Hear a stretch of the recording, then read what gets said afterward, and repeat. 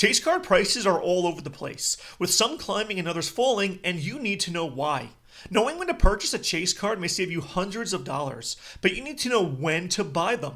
I've poured over the market data for top chase cards in the Mega Evolution sets to share with you which chase cards are overvalued and which ones are actually undervalued to help you make a smart investment choice. Understanding the shifts in market prices is key to saving money, and I'm going to share why it happens now. The first set that we'll take a look at on here is the Mega Evolutions base set that came out last year. And as you can see, it is quite a great set. It's very underrated for what it actually has. Mega Lucario and Gardevoir, Venusaur, and Latias. I think there's actually a lot more value in this set than people give it credit for. But if you take a look at what the chase cards are, you have the Mega Gardevoir on here, both the hyper rare and the special illustration. But the premier ones are the Mega Lucario cards featured right on here on the left. And if you take a look at this one on here, this is the hyper rare gold card. This is not one that I would invest in, and that's because these are kind of gimmicky cards. They're a bit trickier for people. They don't necessarily love them, both collecting and investing. And take a look at what happened when it came out of the gate. It came out really high and strong, which isn't that surprising because it was the top chase card, the hardest to pull card, most popular Pokemon card for the debut set of Mega Evolutions last year, and then it immediately crashed, which is what you expect. But it has continued to crash. Even when you hit the winter climb, I guess, when prices are hotter, it was in the low 300s, and it's kept going down and down and down from there, and still hasn't even met its floor just yet. That's why I would actually look at the special illustration rare card on here. I think this one is a very underrated card and a really good value play, because while the price certainly went down on this from where it went out of the gate, it seemed like it's bottomed out fairly nicely on here, and now it's beginning to climb in price and value as people kind of pay more attention to it. So if you could get this card on here for roughly $200, I think that's a pretty good purchase. This is not one I would want to miss out on. And the reason I say that is because if you take a look at this card on here from Crown Zenith, this Mewtwo V-Star card, this was one of the big cards from the last set of Sword and Shield Crown Zenith. And as you can see, it looks very much like the Lucario, Mewtwo in the foreground with Charizard in the background, as opposed to Lucario and Venusaur. And take a look at how this one has gone up and up and up in price over the last roughly year and a half. It's gone up considerably from where it was in the $100 range a year ago and is now hitting just a touch below $300. That's awesome. Now, of course, the actual interest in collecting and investing has hit like crazy heights right now. So it's not surprising that the price down here was so low for quite a long period of time, although that's kind of relative because this is really only about 2 years or so. But still, that's a big reason why I think this is going to end up being the top chase card in the Mega Evolutions base set. And so when you should buy it, you could probably make an argument that now is a good time. As long as you're looking at it at around $200, that's probably a pretty good price point to get in on it before it begins to climb over the oncoming months and years. And if we take a look at the awesome Phantasmal Flame set, it's very, very top heavy with the Mega Charizard, but this is quite a card. It is widely considered one of the best Charizard cards that's ever come out in its design, and it's really not hard to see why. But take a look at this one. It actually did not really go down that much when it debuted. It actually started in the high 500s and has really only climbed quite considerably from there, where it's now hitting in about $840. And if you take a look here, it's had its little peaks and valleys, just a little bit on here, nothing major, but it might be finding its bottom price right along here. This is due to a number of factors. I mean, if you think about it, the actual quantity of the supply of cards being printed now isn't like anything that's ever been seen before. But at the same time, the demand for many of these products and cards is also unlike anything that's ever been seen before. And I've been collecting cards since they debuted 30 years ago. And I can tell you that this is as popular as I've ever seen it, at least certainly since the mid to late 90s. But in any case, on here, the time to buy may be coming up soon if it's not here already. Because as we get further from the release and it becomes harder to actually get and buy, you can certainly expect the price to go up. Now, I know this is still a relatively young set. set. It's really only what, like 6 months, 8 months old, give or take. But it's important to keep in mind that when it comes to these really popular cards, you really shouldn't expect them to dip too much in price. And this one probably isn't going to do that.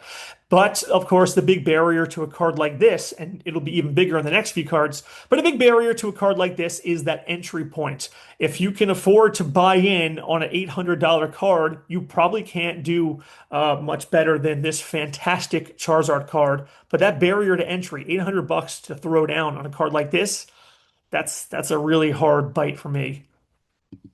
Taking a look at the next set on here, we're looking at the absolutely awe-inspiring Ascended Heroes set. One of the best the sets that's come out in the last 5 to 10 years easily. I don't think anyone would argue otherwise. It really has a number of chase cards, and they are super, super high in value. Gengar, 1300. Pikachu, this is called the Trikachu card, at the low 1200s. Even the Mega Dragonite Special Illustration Rare is going to hit that $800 range. And if I just keep scrolling down here, the values keep on coming because the cards in this set are so insanely fantastic. Ascended Heroes, just as a little tangent, if you ever see it for MSRP, you have to pick it up immediately. If not just to collect and open, certainly to invest in it. But if we take a look at the actual big chase cards on here, starting with the Gengar, it's kind of weird because out of the gate, it was already a $900 card. The Moonbryon from Evolving Skies, the big premiere set of the Sword and Shield era, it took a pretty long time for it to get anywhere close to that price range. So these cards are already pricing in kind of what the market is and how many people want them. Unlike those big top chase cards from sets ago, especially in the last era of Sword and Shield. So considering that little factoid, just keeping that in mind, the fact that this out of the gate is already $900 and is sitting in the $1,300 price range, $1,200, it's tapering off a little bit here, as you are seeing, which means that the bottom hasn't been hit yet, and it may not even hit the bottom for a very long time. It's entirely possible that it levels out right here at $1,100, stays there for a bit, and then just begins to climb, because this is such a popular card. And I'm gonna just jump over to the big Trikachu card on here. Super hard to pull, like the Gengar, of course. And that's a big factor, those pull rates on Ascended Heroes, to actually get these big top chase cards. But unlike the Gengar, which started out high and climbed even higher, Pikachu did not. Pikachu was obviously, this is relative, because obviously a starting chase card for 500 is huge, right? I mean, Mega Evolutions, the base set, didn't even come out of the gate like that. But this is one of the top chase cards and already is that much. But look how much it's gone up since then. It's climbing very significantly in this $1,000 price range and is really staying there quite nicely. Yes, it is dipping a little bit here over the last few months, and it may continue to dip even more. But once we hit that 30th anniversary in 2 months, I would be pretty surprised if this price kept going down, which means that the floor for this is probably right around where it's going to be, maybe within $100 or so. But the possibility of this card or the Gengar card ever being significantly lower, I mean like $500 lower than what they are right now, is probably very low. And if you're willing to cough up over $1,000 for one card to invest in, I'm not sure how much it even matters if it's, a different price of what, like 50 bucks. I mean, if you have that type of change, you're probably happy to invest in it anyway. So that's just something to keep in mind, that for the Gengar and Pikachu cards, we've probably not hit the bottom yet. So these two might be ones to wait on if you're willing to make a purchase on it. But it could spike up, and not in that long amount of time. So it's a bit tricky with cards like this. But if you look at the Mega Dragonite card, and I love this card on here, I think it looks fantastic. But this one has kind of spiked pretty highly. I mean, this one debuted very similar to the Pikachu card in that $500 range, and now it's nearing the $800. And the price climb, and then it's really, really steady. It's like flatlined here. It's going down a little bit, but this one may be at its floor already. So I would consider buying this one over these two if you had to spend a huge buttload of money. I certainly, it won't be me, but I guess that's an argument for other people to make.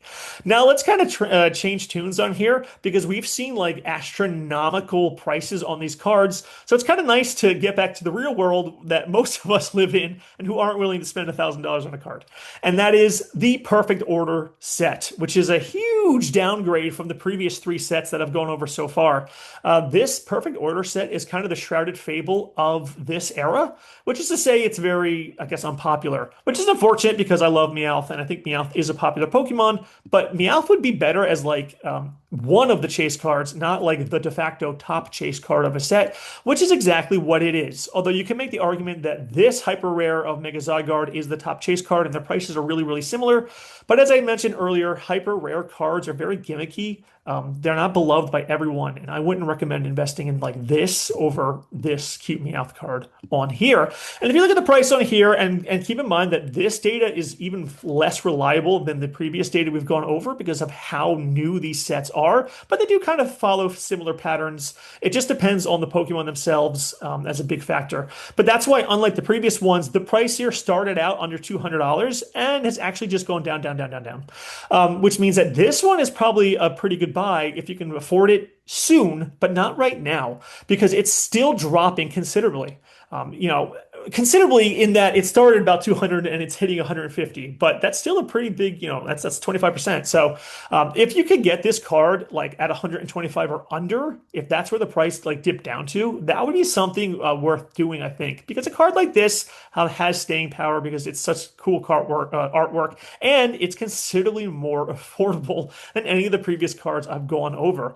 And if we take a look at this card on here, the Mega Greninja from Chaos Rising, it's very, very different than what we've seen in the previous cards and kind of stands as an outlier. Because even though Mega Greninja is a really popular Pokemon, its price is crashing hard actually. It was at $300 plus when it debuted, and now it's fallen to $250, and it'll probably keep falling down from there.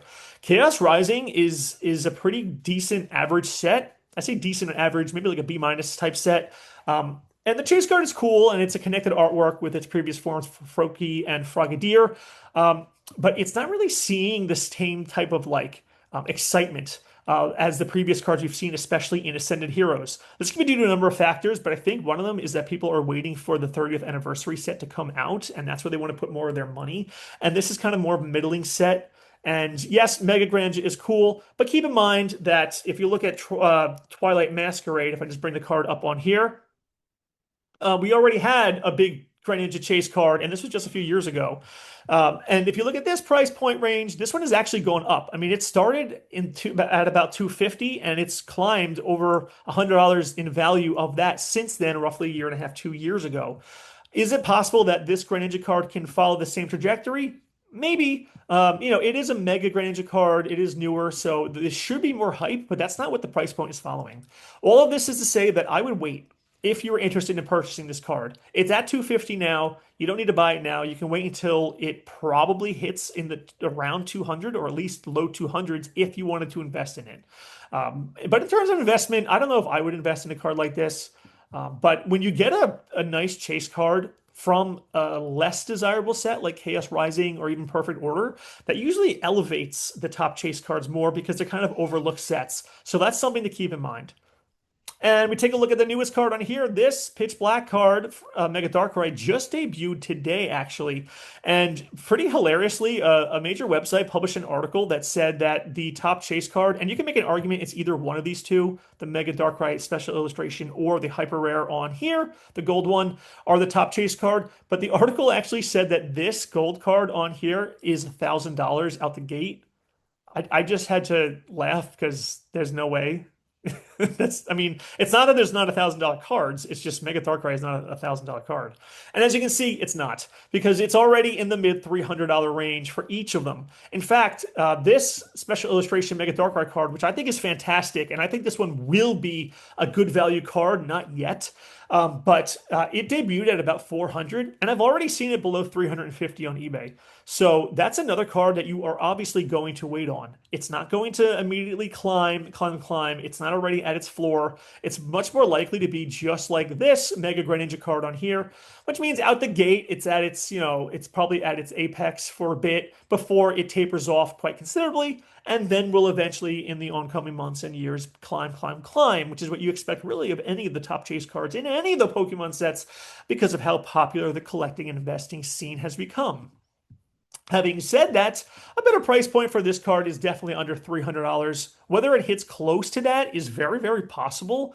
And the big thing to keep in mind is the 30th anniversary that is coming. It's going to have major ramifications on these other cards. Maybe not on the first few sets for the base Mega Evolutions, Phantasmal Flames, and Ascended Heroes. But at the very least, for these last few sets on here, Perfect Black, Chaos Rising, and Pitch Black, because it is going to greatly, greatly overshadow these sets, which will make these chase cards, this Darkrai, this Greninja, I wouldn't recommend this one, but at least the Meowth here, far more desirable to invest in. Within a few months, maybe 3 to 6 months, is probably where you'll see the floor for these cards actually appear, and that would make a nice opportunity to actually buy in to them. Whereas if you look at the big top cards from Ascended Heroes, the Gengar, the Trikachu, and the Dragonite on here, you know, again, if you're willing to cough up $1,000 plus for a card, I'm not sure they're going to get any cheaper.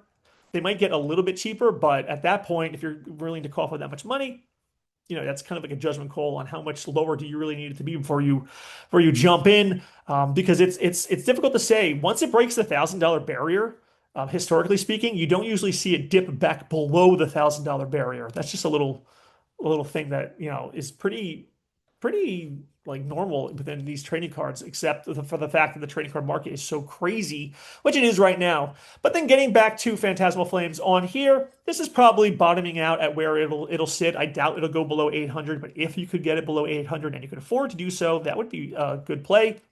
But the big card that I'm going to focus on here to conclude this part of the video is going to be this Mega Lucario card, which I compared to the Mewtwo Charizard kind of tandem pair duo card from Crown Zenith. I think this is a really good underrated play.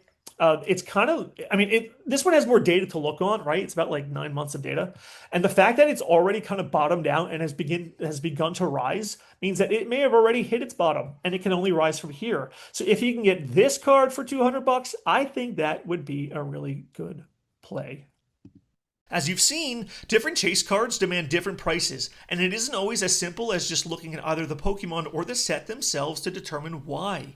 Knowing when to purchase and at what price point can save you hundreds on a card investment. Which chase card do you think will be the best investment for Mega Evolutions? Let me know in the comments, and like and subscribe for more content.